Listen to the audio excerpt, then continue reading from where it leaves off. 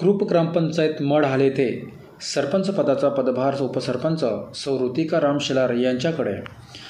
Group ग्रामपंचायत मढहाल येथे नुकत्याच झालेल्या निवड प्रक्रियेत सरपंच पदासाठी सौ ऋतिका राम शेलार यांची थेट जनतेतून निवड करण्यात आली.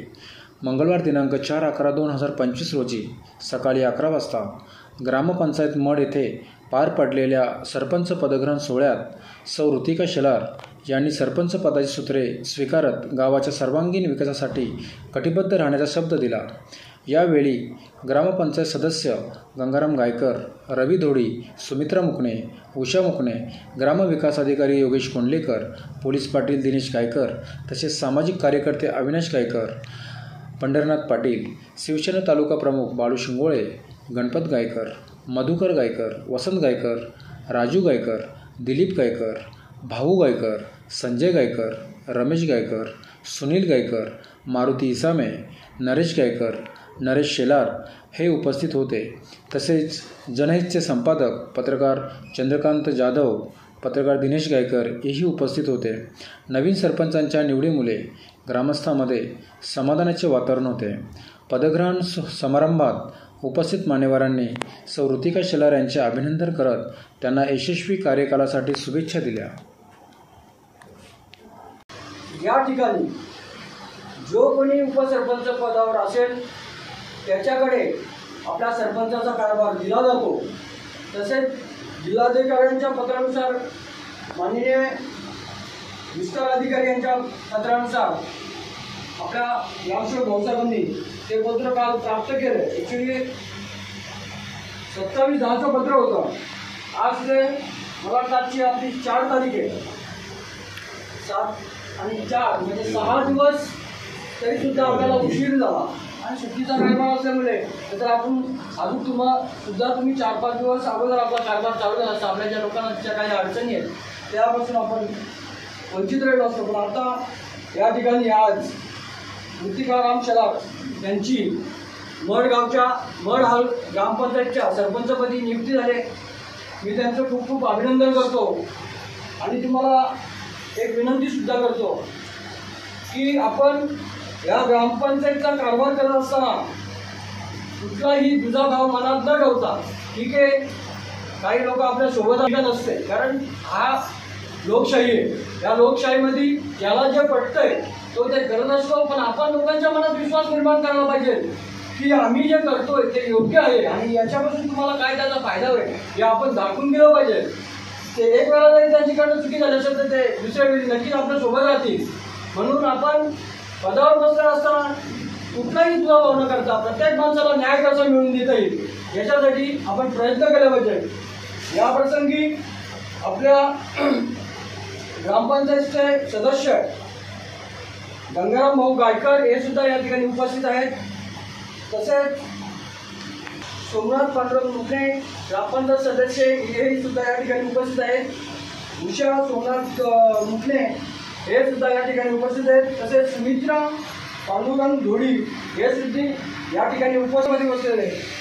या कार्यक्रमाच्या ठिकाणी खास करून आपल्या गावचे एक प्रतिष्ठित नागरिक आणि ज्यांनी गावची धुरा मला वाटतं 70 वर्षापर्यंत सांभाळले ते आपले पंढरीदादा पाटील हे सुद्धा या ठिकाणी कार्यक्रमाच्या ठिकाणी उपस्थित. मी त्यांचं सुद्धा आभार मानतो. तसेच आपल्या गावचे ज्येष्ठ नागरिक मधुदादा गायकर हे सुद्धा या ठिकाणी उपस्थित आहेत. आमचे शेलार बाबा हे सुद्धा उपस्थित आहेत. आपल्या तालुका शिंदे गटाचे तालुका प्रमुख उपतालुका प्रमुख बाळूजी शिंगोळे हे सुद्धा या ठिकाणी उपस्थित आहेत. तसेच आमचे रमेश दादा गायकर माजी उपसरपंच हे सुद्धा, आमचे वसंत दादा गायकर, आमचे सहकारी सुनीलजी गायकर, तसेच सोमनाथजी भाकरे दादा यांची सतत आम्हाला साथ लाभत असते. आम्ही माजी ग्रामपंचायत सदस्य सुद्धा हे होऊन गेले. त्यांनी सुद्धा या ग्रामपंचायतचा कारभार कसा चालतो यांनी जवळून बघितलंय. त्यांचा सुद्धा आम्ही आभार व्यक्त करतो. आमचे चंद्र भाऊ आहेत, भाऊ गायकर, आमचे जगन भाऊ गायकर आहेत, पंडितजी गायकर आहेत, आमचे सहकारी संजयजी गायकर आणि खास करून नरेश शेलार खास करून आमच्या गावचे पोलीस पाटील जे अतिशय उत्कृष्ट असं या मडगावचा पोलीस पाटलाचा कारभार सांभाळतात. जरी काही लोकांच्या मनात त्यांच्याबद्दल शंका असू शकते, पण मी त्यांना जवळून बघितलंय. खरोखरच ज्यावेळी गावावर वेळ येते आणि ते कसे प्रकट होतात, प्रत्येक माणसांनी प्रकटच झालं पाहिजे अशी काही गोष्ट नसते. काही गोष्टी संयमाने पण घ्यायला लागतात आणि काही गोष्टींनी उद्रेक रूप धारण करून पण घ्यायला लागतात. ज्यावेळी त्याची गरज असेल ती गोष्ट त्यावेळीच वापरली पाहिजे, हे माझं तरी स्वतःचं मत आहे आणि मला वाटतं ते त्याप्रमाणे चालत असतात. मी त्यांचं सुद्धा आभार व्यक्त करतो. आमचे संकेत भाऊ, आमचे जावई महेश जाधव, आमचे अशोकजी जाधव, आमचे पत्रकार दिनेश भाऊ गायकर हे सुद्धा या ठिकाणी उपस्थित आहेत. संतोष भाऊ गायकर. ग्रुप ग्रामपंचायत मडहालचे नवनिर्वाचित सरपंच सौ ऋतिका राम शेलार, आपण या ठिकाणी सर्वांच्या समक्ष या ठिकाणी सरपंच पदाचा पदभार स्वीकारला आहे. आपण गावासाठी तुम्ही काय करणार, तुमचं नवीन विजन काय असणार आहे? आम्ही जनतेला न्याय देण्याचं काम करू, जेणेकरून कुठलेही घटक वंचित राहता कामा नये याची दखल घेऊ. ग्रामपंचायत मडहालचे तत्कालीन सरपंच यावर तुम्ही अविश्वास दाखल केला, याबद्दल तुम्ही काय सांगाल?